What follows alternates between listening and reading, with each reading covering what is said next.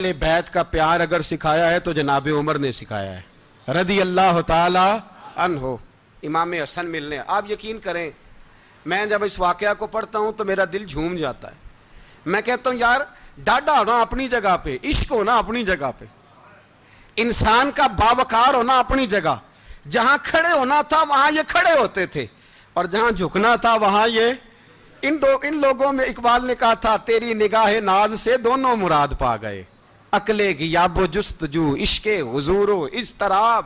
जहां अगर आया है सामने कैसरो किसरा तो उमर जैसा दलेर कोई नहीं, अगर सामने आया ईरान का बादशाह तो उमर जैसा तगड़ा कोई नहीं, अगर आया है सामने गुस्सान का बादशाह तो उमर जैसा आदिल कोई नहीं। लेकिन अगर अली का बेटा आया है, अगर फातिमा के लाल पारे आए हैं तो फिर फारूक आजम से जैसा मुहिब कोई नहीं, फिर उनसे जैसा प्यार करने वाला कोई नहीं। अंदर बैठे हैं जनाब उमर, अंदर तन्हाई में कुछ वजीरों से गुफ्तगू हो रही है, मीटिंगें जारी हैं। आपके बेटे मिलने आए जनाब अब्दुल्ला इब्ने उमर, अब्बा जी मिलने आए, बात ठहरो बात कर रहा हूं, कोई ना अंदर आए। साहबजादा बाहर खड़ा है, थोड़ी देर गुजरी तो इमाम हसन भी आ गए। कौन आए? आपको अजब मिलेगा इमाम साहब का नाम लेने से, वो सरदार हैं जन्नतियों। कौन आए? सारे बोलिए इमाम हसन, तेरी नस्ल पाक में है बच्चा बच्चा नूर का, तू है ने नूर तेरा सब घराना। इमाम हसन आए तो हजरत अब्दुल्ला इब्ने उमर को दरवाजे पे खड़े देखा, कहा अमीरुल मोमिनीन कहाँ हैं? कहने लगे हजरत उमर के बेटे। कहने लगे वो अंदर बैठे, कुछ मीटिंग हो रही है और उन्होंने कहा कोई अंदर ना आए, लेकिन आप जाना चाहें तो चले जाएं, आप जाना चाहें तो तेरी नस्ल पाक में है बच्चा बच्चा नूर, आप जाना चाहें तो चले जाएं। तो उन्होंने कहा जब आप बाहर खड़े हैं तो मुझे कोई इतना जरूरी काम नहीं और अभी जोर की नमाज थोड़ी देर में होगी, मैं मस्जिद में मिल लूंगा अमीरुल मोमिनीन से। ये बात कह के इमाम हसन चले गए। यार इतनी बड़ी बात नहीं थी, इतनी बड़ी बात नहीं थी। वो मेरे उस्तादों का बेटा भी आया तो कहा ठीक है जी वो सोए हुए हैं, तो कोई गर्ज नहीं यार मैं ठहर के आ जाऊंगा, कोई बड़ी बात नहीं थी। देखा जाए तो बड़ी बात नहीं थी, पर बात बहुत बड़ी थी इसलिए कि ये खाली हसन नहीं, ये हसन इब्ने अली है, ये हजरत फातिमा के लख्ते जिगर।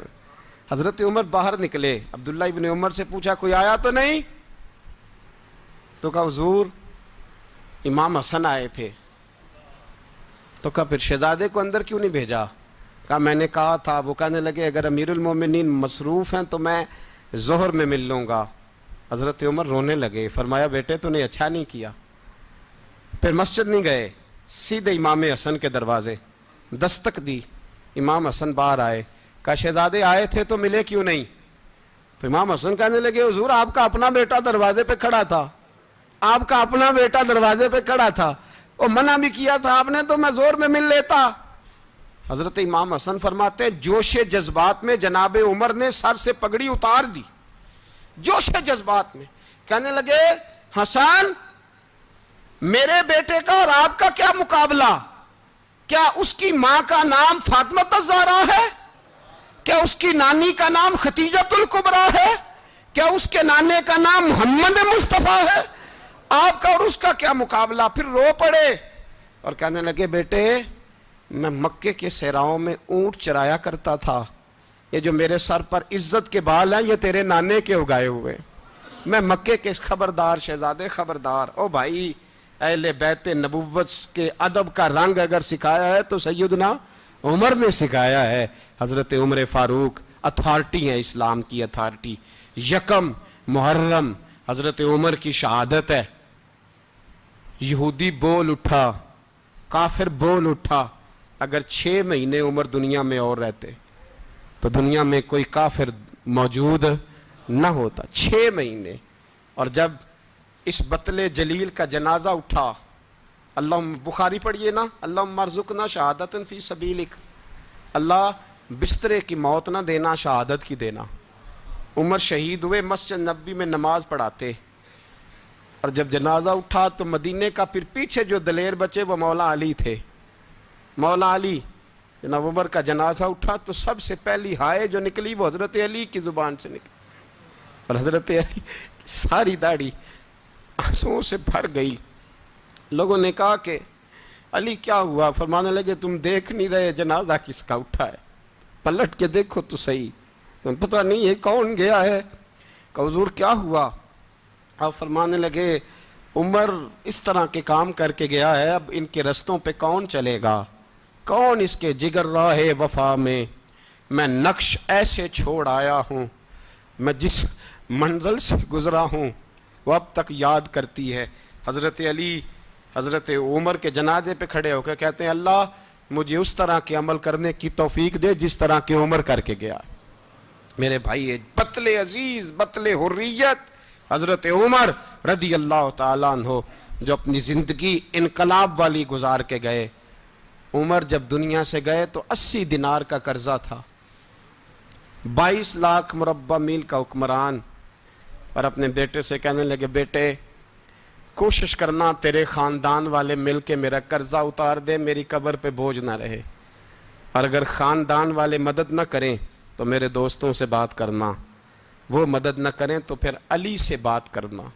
ان کا پیار آپس میں اتنا، اور تو اختلاف ثابت کر رہا ہے۔ 80 دینار کا قرضہ چھوڑ کر حضرت عمر دنیا سے گئے، اور جاتی دفعہ کہہ گئے میرے بعد میرے بچوں کو حکومت کے مشورے میں بھی شامل نہ کرنا، حکومت کے مشورے میں بھی میری اولاد شامل نہ ہو۔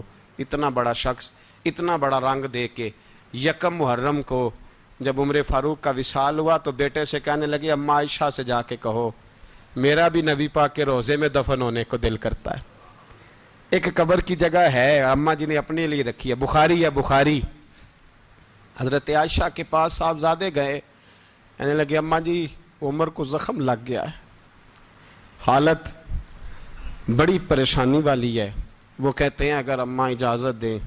سید عائشہ رو پڑی، فرمانے لگی کہ وہ اپنی قبر کی جگہ تو نہیں نہ کسی کو دیتا، پر عمر نے کمال ہی بڑا کیا، اسے کہو جاؤ گنبد خضرا میں قیامت تک جو مصطفیٰ پہ اور ابو بکر پہ سلام پڑے گا وہ تجھ پہ بھی سلام پڑھ کے جائے گا، جاؤ میں نے جگہ دی۔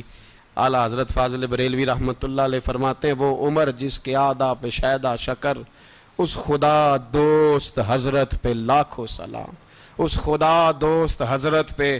آپ یقین کریں ممبر پہ بیٹھا ہوں، حضرت عمر کا جب نام لیتا ہوں تو میرے وجود کے رونگٹے کھڑے ہو جاتے ہیں۔ حضرت عمر کی زندگی جب پڑھتا ہوں تو لگتا ہے خدایا ایسے شخص بھی دنیا میں آئے، ایسے لوگ بھی دنیا میں ہو کر گزرے، ایسا شخص بھی آیا جس نے دنیا ساری اسلام کی گرویدہ کر دی، اور وقت آیا تو چرواہوں سے معافیاں مانگ مانگ کے کہا کہ دیکھنا عمر کے بارے میں دل میں بات کوئی نہ رکھنا۔ اسی لیے قرآن نے کہا ان الذین آمنوا وعملوا الصالحات اولئک ھم خیر البریہ، فرمایا جو ایمان لانے کے بعد اچھے عمل کرے سب سے بہتر وہی ہے۔ دعا ہے اللہ ہماری نسل کو حضرت عمر کے نقش قدم کا مسافر بنائے۔ آخر دعوانا